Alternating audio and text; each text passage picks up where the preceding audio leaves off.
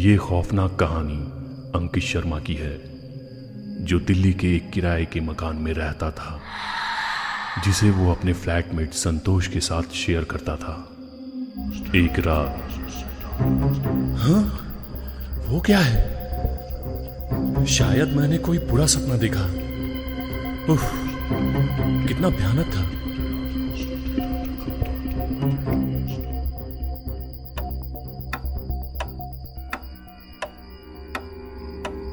अरे, काफी देर हो गई। देखता हूं संतोष वापस आया या नहीं।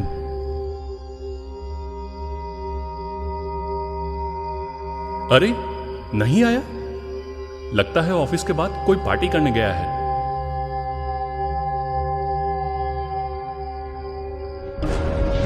ये क्या?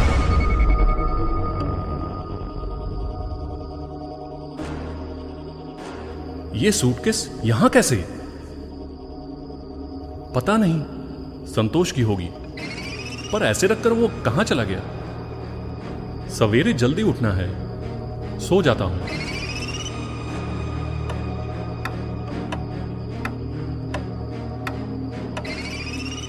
आज की रात ही मनहूस है, नींद ही नहीं आ रही।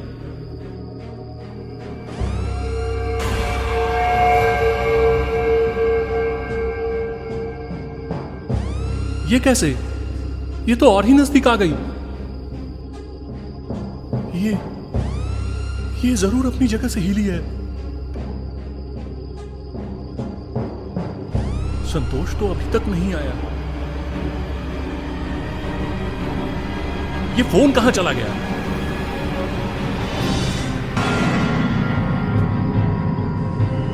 क्या है इसमें? कौन सी शैतानी ताकत? ये अपने आप कैसे?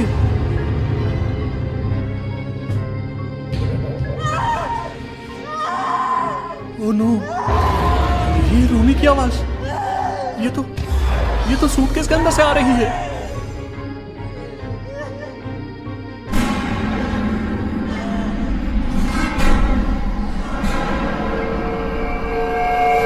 नहीं, नहीं, ये क्या हुआ?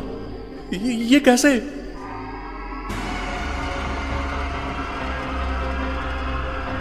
ये मुझे पागल कर देगा। बचाओ, बचाओ, कोई है?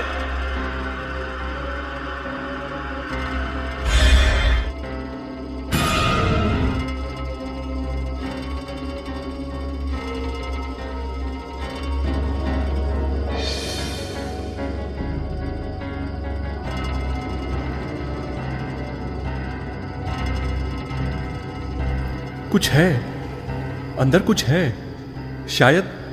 शायद इसमें कोई चूहा या कुछ फंसा है और मैं यूं ही डर रहा हूं। चलकर देखता हूं, कुछ तो है अंदर। यूं ही कैसे? जो कुछ भी है अंदर, अब देखता हूं। मुझे बचा लेना भगवान।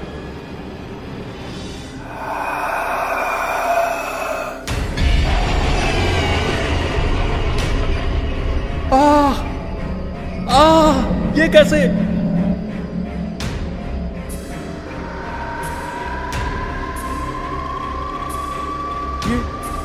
ये खून!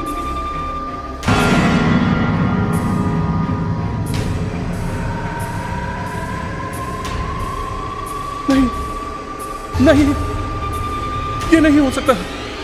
ये तो मेरी लाश है, टुकड़ों टुकड़ों में कटी हुई। नहीं, नहीं। और फिर अंकित को वो याद आया जो पिछले कुछ घंटों में पीता था। उस बदनसीब को अपनी ही मौत का नजारा फिर से दिखाई दिया। एक भयानक मौत अपने ही फ्लैटमेट और दोस्त संतोष के हाथ। संतोष, लेकिन ऐसा तुमने क्यों किया?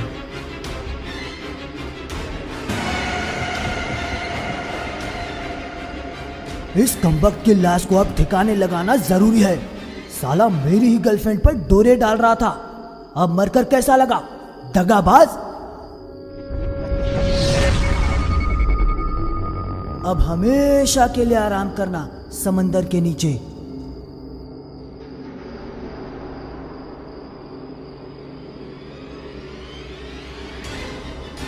मगर संतोष को नहीं पता कि मौत इंसान की आखिरी मंजिल नहीं होती और उस मौत के आगे अब खड़ा है वो शख्स जिसका उसने कत्ल किया है और वो जल्द ही अपने कातिल को अपने अंजाम तक पहुंचाएगा। बस कुछ ही देर की बात है।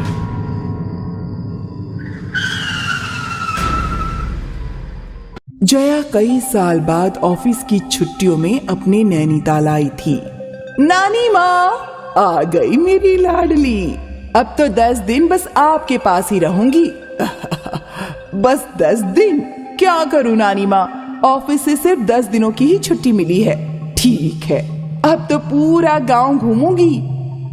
जया शाम के समय गांव में घूमने निकली। ये तो वही आम का बगीचा है जहां हम बचपन में खेला करते थे। उसने कई जगह देख ली और रास्ते में उसे एक अजीब बरगद का पेड़ दिखा। ये पेड़ इतना अलग क्यों है? ऐसा क्यों लग रहा है जैसे ये मुझे अपने पास बुला रहा है? और बस तभी जया, जया, आई नानी। जया, उस ओर मत जाया करो। क्यों नानी? क्योंकि वहां भूतिया बरगद का पेड़ है। भूतिया? हाँ, इसके पीछे एक लंबी कहानी है जिसकी शुरुआत 2 चोरों से हुई थी। रघु और गोटिया दोनों चोर थे। वो लोग इस लाला के गहनों पर नजर रख रहे थे। लाला एक सुनार था। लाला बहुत ही रईस और मालदार था जो हमेशा सोने में लदा रहता था। हाथों में 5 सोने की अंगूठी और गले में सोने की मालाएं।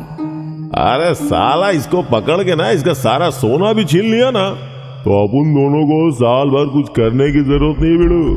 और नहीं तो क्या, ऊपर से नीचे तक सोने में ही लदा रहता है। आज इसका पीछा करता है, क्या बोलता है? रघु और गोटिया लाला के पीछे पीछे चलने लगे। उन्होंने देखा कि लाला एक सुनसान रास्ते से गुजरता है। ए बिड़ू बिड़ू, यही सही जगह है। हर रात वो दुकान बंद करके इसी रास्ते से घर जाता है ना? तो एक काम करता है, आज अपन लोग ना इस पेड़ पे छुपकर बैठ जाता है और इधर ही लूटेगा उसको। क्या बोलता है भाई?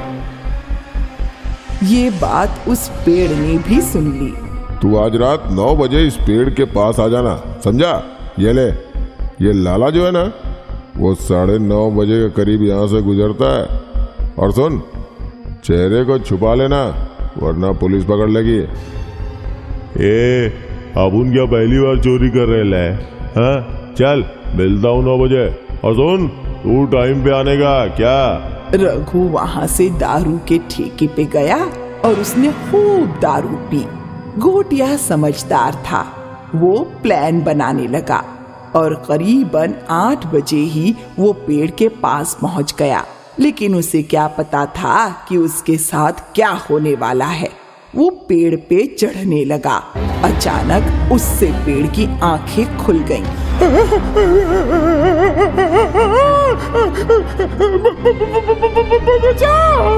बरगद के पेड़ की लटों ने उसे जकड़ लिया। वो उसके गले में लिपटने लगी।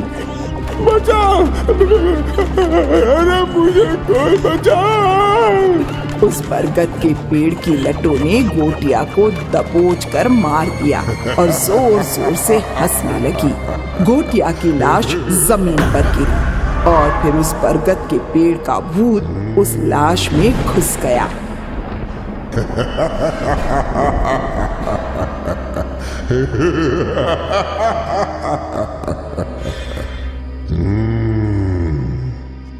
अब भूत रघु और लाला का इंतजार करने लगा।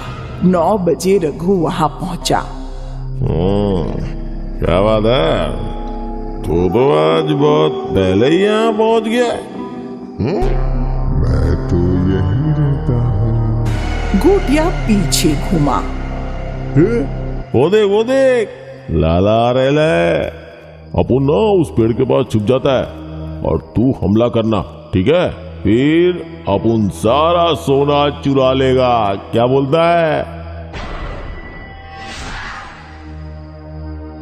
अबे गधे, छुप जा छुप जा। गोटिया सुन खड़ा था।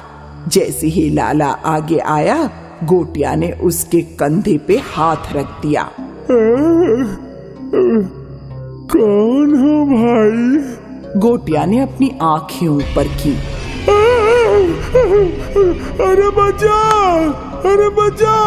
कोई बचाओ मुझे। जब रघु सोना लूटने जा ही रहा था कि उसने देखा गोटिया ने लाला को जमीन से ऊपर उठा लिया। रघु वहीं रुक गया।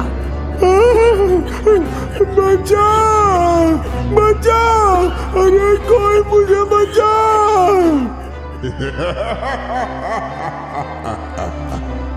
तुझे कौन बचाएगा?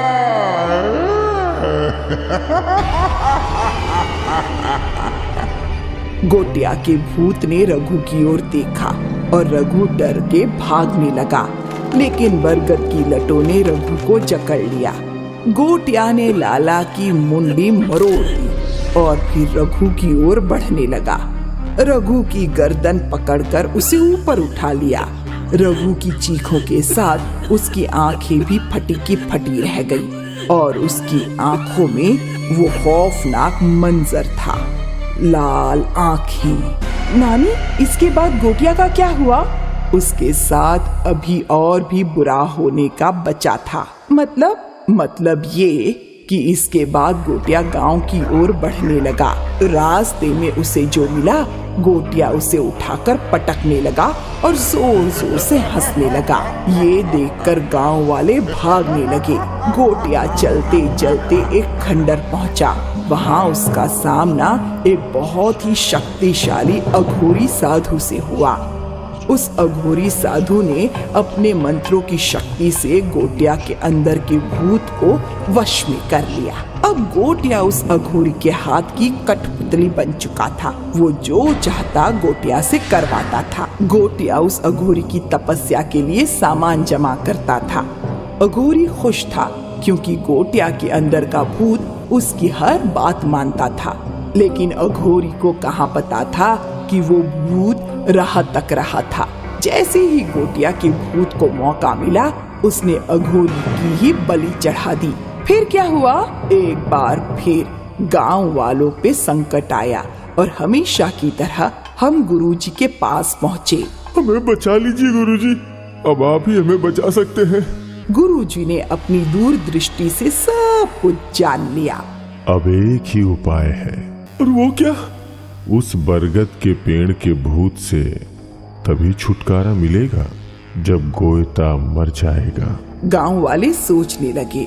आखिरकार उन्होंने फैसला लिया कि अगर गोटिया के मरने से गांव वालों की जान बच जाती है तो वैसा ही सही। गुरुजी ने गांव वालों के हाथों में एक सुरक्षा ताबीज बांध दिया। कोई भी ताबीज नहीं निकालेगा जब तक वो गोयता मर नहीं जाता। गांव वालों ने गुरुजी की बात मान ली और गोटिया को मारने के लिए जाल बिछाया गया। कुछ गांव वाले गोटिया के सामने भागने लगे। इस जगह पर गुरुजी साधना कर रहे थे। गोटिया के आते ही उन्होंने गोटिया पर कुछ भस्म फेंकी। गोटिया के अंदर का भूत गुरुजी के वश में आ गया। फिर गुरुजी ने गोटिया के सामने एक तलवार फेंकी। गोटिया ने वो तलवार उठाई और अपने गले पे घुमा दी। सारे गांव वाले सहम गए। कुछ देर में तड़प तड़प कर गोटिया मर गया। फिर गुरुजी ने मंत्रों का जाप किया, एक सुरक्षा कवच बनाया। उसे उस बरगद के पेड़ के नीचे गाड़ दिया गया। तब से गांव वाले सुरक्षित हैं। लेकिन नानी, क्या गोटिया को मारना जरूरी था? वो तो पता नहीं, लेकिन अगर एक के मरने से कईयों की जान बचाई जा सकती है तो इसमें बुरा क्या है? लेकिन नानी माँ, जब मैं उस पेड़ के पास से गुजर रही थी तो मुझे लगा जैसे कोई मुझे पुकार रहा है। अक्सर लोगों को ऐसा लगता है, इसीलिए कह रही हूँ वहां मत जा। थैंक यू नानी माँ।